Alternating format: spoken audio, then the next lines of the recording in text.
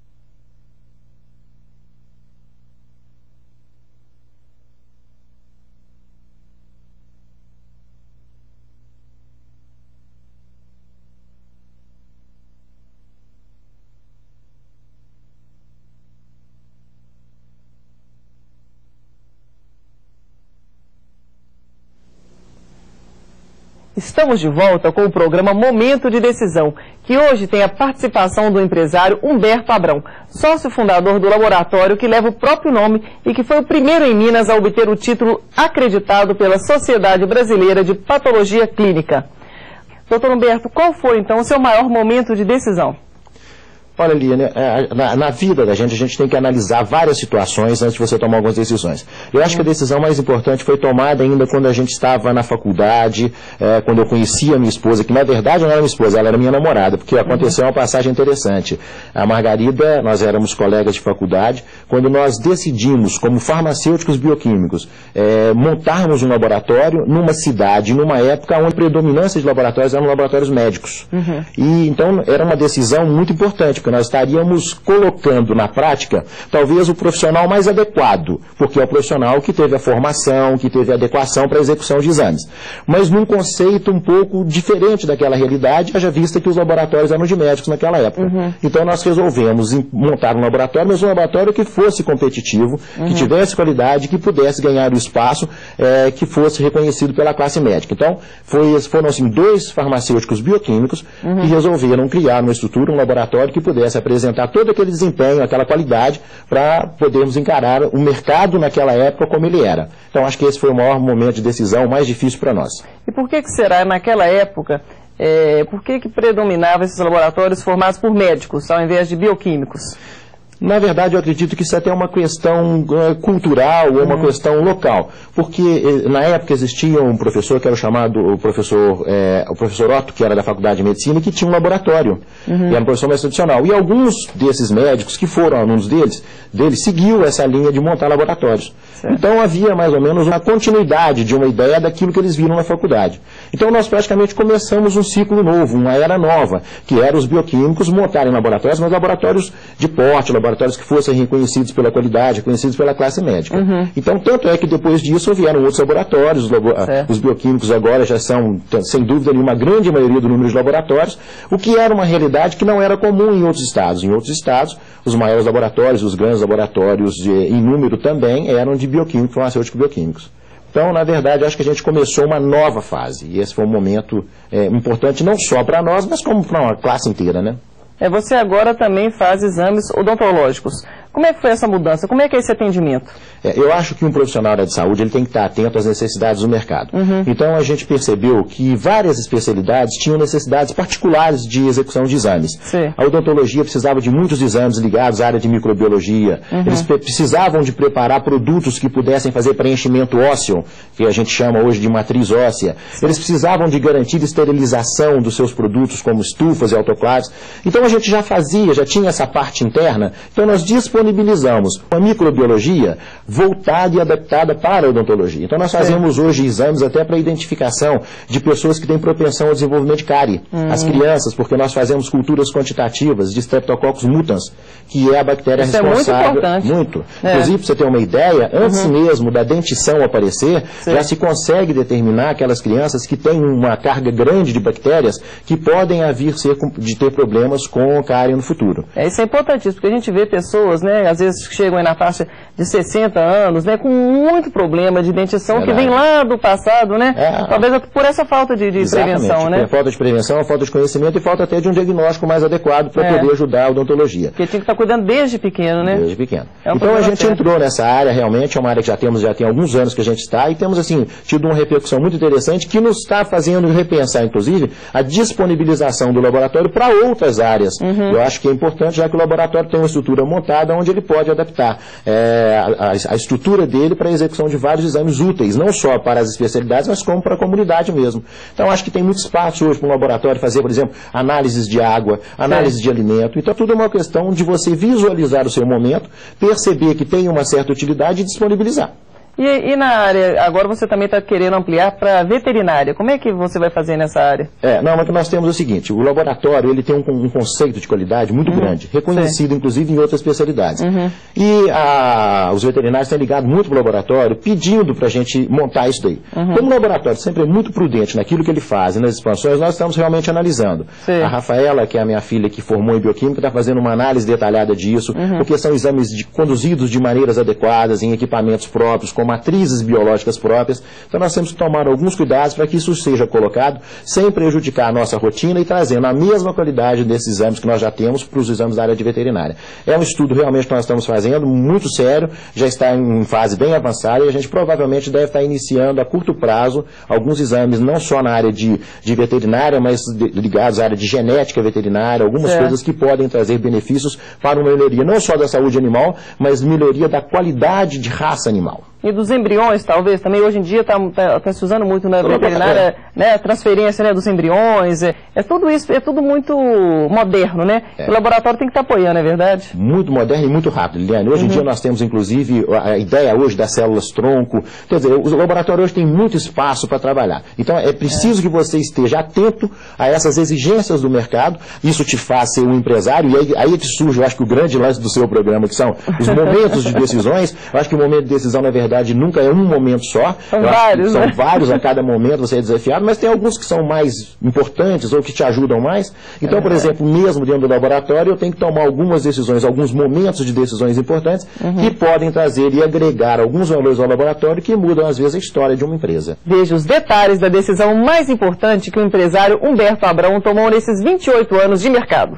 O maior momento de decisão do empresário Humberto Abrão foi tomado em 1977, abrir o próprio laboratório num segmento dominado por médicos proprietários. Formado em farmácia, Abrão queria mostrar ao mercado um novo jeito de trabalhar. Sem se preocupar com o volume do faturamento, ele e a sócia decidiram adotar um atendimento humanizado, voltado para o bem-estar do paciente. Para isso, a seleção e o treinamento da equipe foram decisivos. O próximo passo foi o investimento em tecnologia, adotando equipamentos modernos e técnicas inovadoras. O risco dessa decisão foi fracassar no investimento e perder todas as economias acumuladas, além da credibilidade profissional.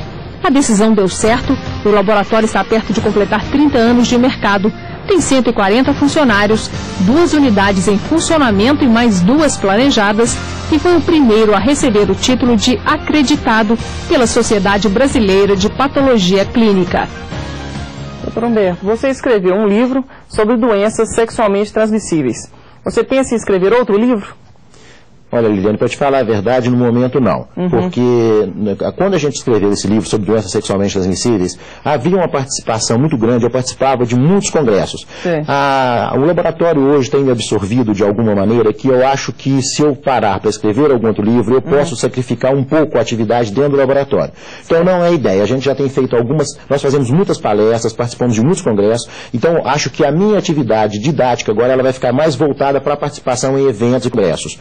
Quando eu sou convidado, eu participo, nós temos muitas participações, mas acho que em nível de livro ainda não. Eu acho que não estou com essa preocupação agora, não.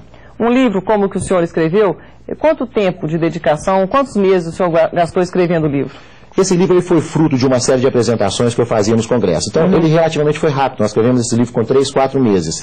E esse livro ele foi o primeiro livro, foi muito interessante, porque foi o primeiro livro em doenças sexualmente transmissíveis autorizado pela FAI, que é o Programa Nacional. E esse livro está presente hoje em todas as bibliotecas e escolas públicas do país.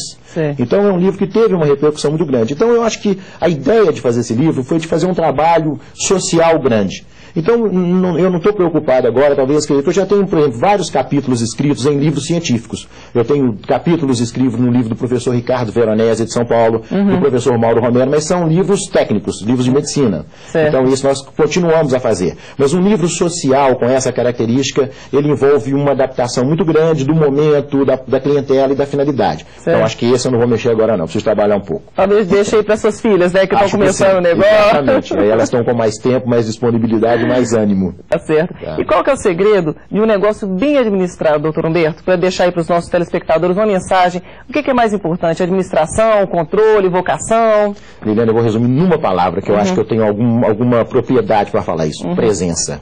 Você tem que estar presente, você tem que conhecer o seu serviço, você tem que saber como é que faz. E essa foi a grande característica da nossa gestão, minha e da Margarida. Pra você ter uma ideia, sem querer fazer nenhum charme nem nada, mas nós sabemos como varrer o chão, nós sabemos como lavar a vidraria, como controlar isso. Você só pode cobrar e exigir que uma coisa seja bem feita se você sabe fazê-la. Então é importante que você esteja presente, acompanhando como que é feito. Você às vezes tem que fazer para mostrar, e nesse ponto a Margarida ela é muito presente, ela foi fundamental na direção interna do laboratório, porque ela acompanhava de perto isso daí. Então quando uma pessoa vê como faz e quem está fazendo, essa presença, ela no mínimo é o exemplo. Acho que mudar dali para pior ninguém vai aceitar. Porque se a diretoria faz dessa maneira, eu acho que ninguém tem o direito de mudar aquilo. Ele pode até não querer continuar na empresa porque a filosofia dele é diferente. Mas ele não está vendo um exemplo que seja negligente, que seja irresponsável. É isso aí, gente. Fica aí o recado. É preciso ter presença e colocar a mão na massa. Nosso programa termina aqui. Doutor Humberto, eu gostaria de agradecer a sua participação.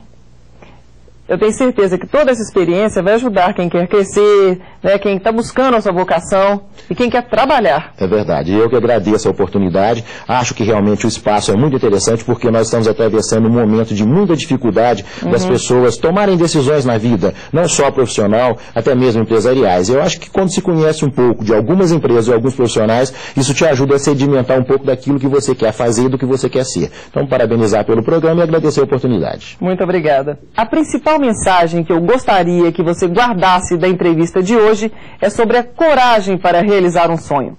Se você planeja com cuidado, mantenha determinação na realização das metas e ama o que faz, não há como dar errado. Se você também tem um sonho, siga em frente. Somente as pessoas que se arriscam mais podem conquistar resultados maiores. Eu lhe desejo boa sorte. E se você quiser rever as entrevistas anteriores, acesse nosso site momentodedecisão.com.br. Muito obrigada pela sua audiência e até o próximo Momento de Decisão.